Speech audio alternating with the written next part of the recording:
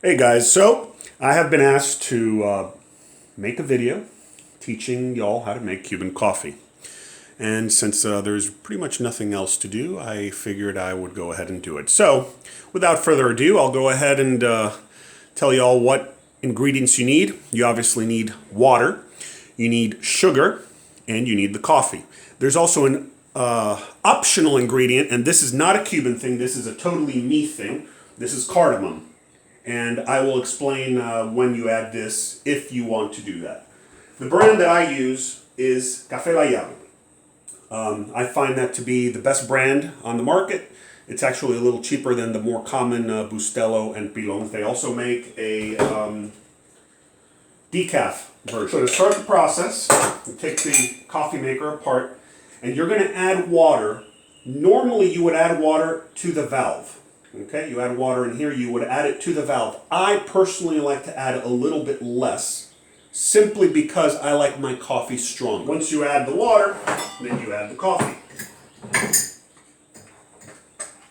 You put the filter down in to the receptacle, and you add the coffee. I like to pack it in really, really good, because the more you pack it in, the stronger the coffee turns out.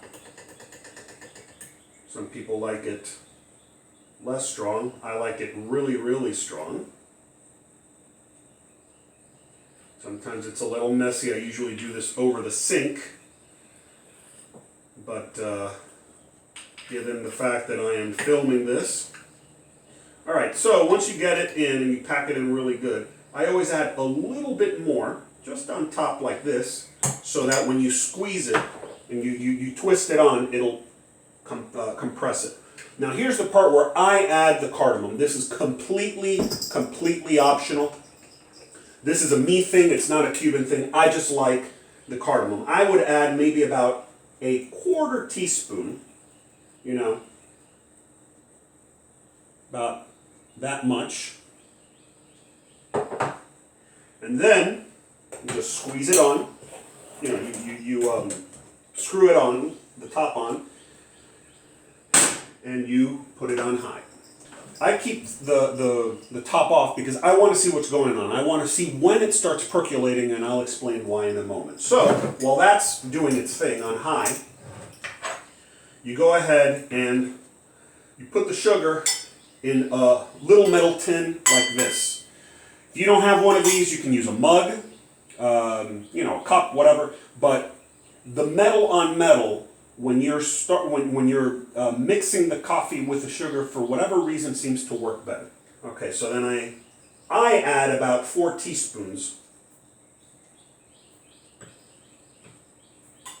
to this.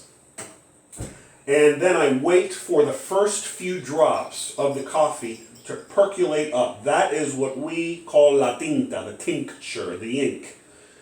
That is what you use to make the frothy mixture, what we call the espumita, because in a normal espresso machine, $10,000 espresso machine that you see in restaurants or whatever, it already creates what's called la crema on top, that layer of very fine foam that makes it visually appealing, and actually I think it makes it taste better.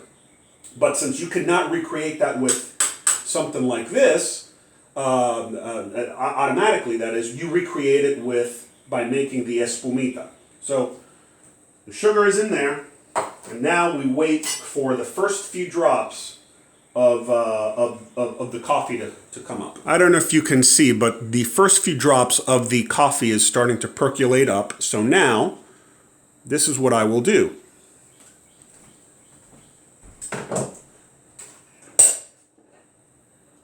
It's about, I would say, maybe a teaspoon or so, teaspoon and a half. You start off and you start mixing it.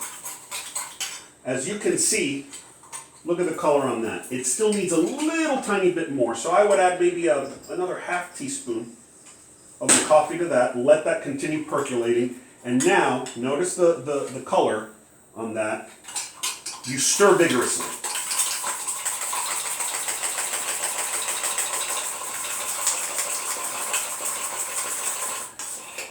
Notice what's coming out now, see? What you're essentially doing is you're creating micro bubbles inside this coffee sugary mixture. And those micro bubbles, once you mix them with the coffee in here, that is what will create that espumita, that crema layer up on the very top that is visually appealing and actually makes it taste better.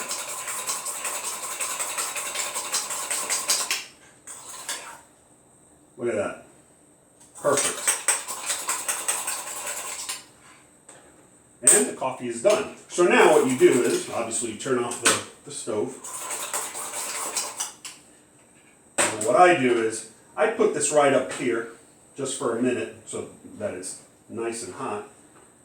And then you add the coffee to that mixture.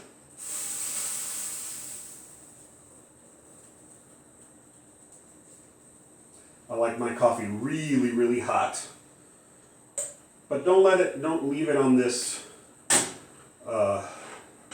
element for too long, otherwise it could burn and the coffee then tastes like Starbucks coffee, which is burnt coffee.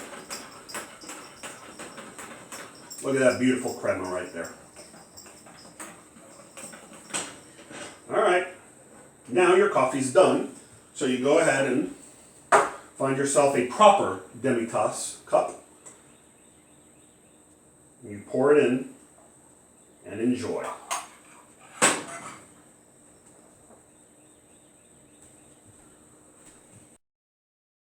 So now that you know how to make yourself a Cuban coffee, if you want to up it up a little bit and make yourself a Cortadito or a Cuban latte, as I like to call it, all you need is milk. Okay? If you want to make a proper Cortadito, really, really Cuban style, you get evaporated milk.